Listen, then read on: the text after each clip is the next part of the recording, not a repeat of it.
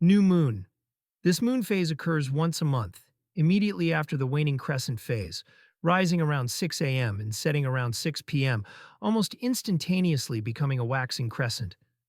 The reason this phase is called the new moon is that it is the first phase in the lunar cycle and marks a new cycle of phases. The alignment of the Earth, Moon, and Sun leaves the side of the Moon facing Earth in total darkness to our view, as the Moon does not produce its own light. This phase also has one of the strongest effects on the Earth's tides because of the Sun and the Moon's gravitational pull. This causes the tides to be at their highest high points and their lowest low points. This is also known as spring tide when the oceans have the highest swell, waxing crescent. This phase is called the waxing crescent because the area illuminated on the surface of the moon makes the shape of a crescent, and the term waxing means increasing. This phase is one step in the cycle, away from the first quarter phase. So the angle of the Earth, Moon, and Sun is almost perpendicular. This means that the Sun and Moon's gravitational pulls on the tides cancel each other out, decreasing the amount of tidal pull. The Earth's tides at this point are decreasing, almost at neap tide. This moon phase occurs once a month, rising around 9 a.m. and setting around 9 p.m., sticking around for approximately 7.38 days before going into the first quarter phase. Also, a waxing crescent moon has nothing to do with Earth's shadow on the moon. Earth's shadow can fall on the moon only at full moon, when the moon and sun are opposite each other. When Earth's shadow falls on the moon, we have a lunar eclipse, first quarter. The reason this phase is called the first quarter is that the moon has completed one quarter of its orbit around the Earth. This phase of the moon is also known as a half moon, because only half of the moon is visible. Because the Earth, moon, and sun are at a right angle instead of a straight line, and the moon and sun pull in different directions, the first quarter phase has the smallest effect on the ocean's tides. This lack of tidal bulge is known as a neap tide. In most parts of the world, especially the northern hemisphere, this phase rises in the middle of the day, setting in the middle of the night. Do you have access to a small telescope? Here are some telescopic sights to see on a first quarter moon. Have you heard of Lunar X and Lunar V? They are famous optical features on the moon, visible through telescopes. So, when the moon's terminator, or line between light and dark on the moon, is located in just the right place, you can see a letter X and a letter V on the moon's surface. Are they a sign of an alien visitation? No.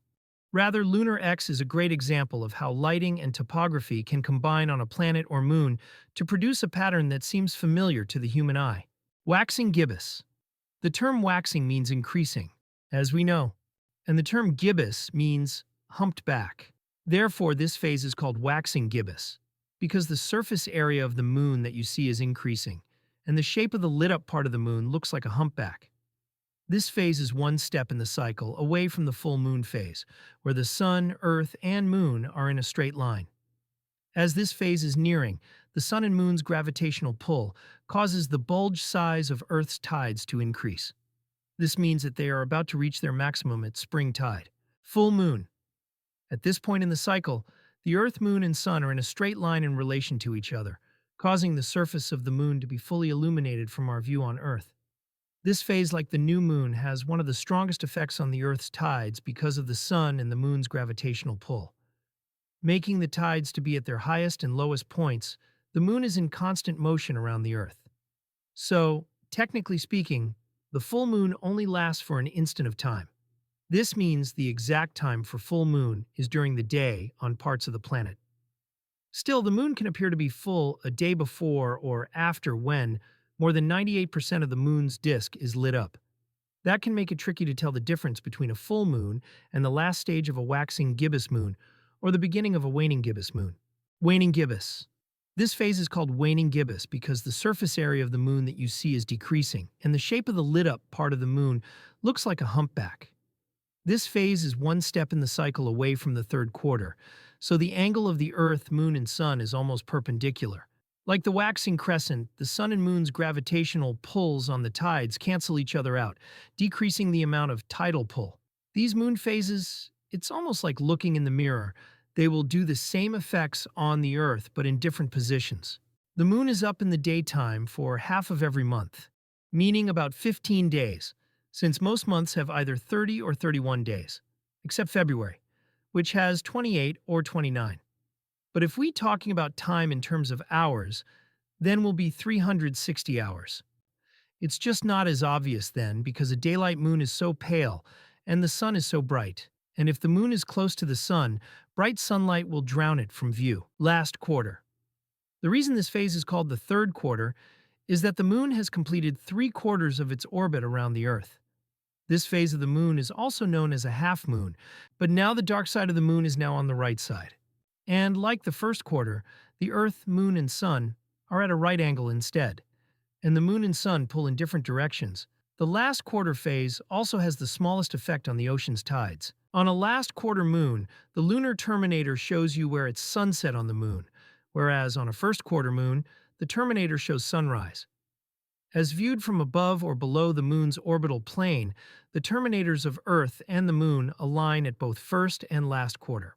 But if we could somehow anchor the moon in space, Earth's orbital speed of 18 miles per second, 29 kilometers per second, would carry us across the space between us and the moon in only a few hours. Waning Crescent is the eighth and final phase in the cycle of phases.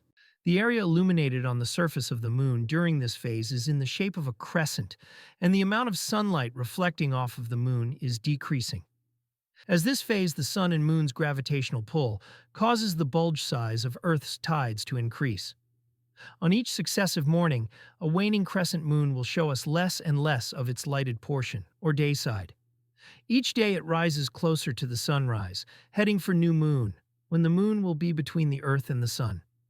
The illuminated side of a waning crescent moon always points eastward, or in the direction of sunrise. Many people miss the waning crescent moon because it's a morning moon, but it's fun to follow the waning crescent day by day as it inches into the dawn glare. Thanks for watching and for the support in the last video. See you next time.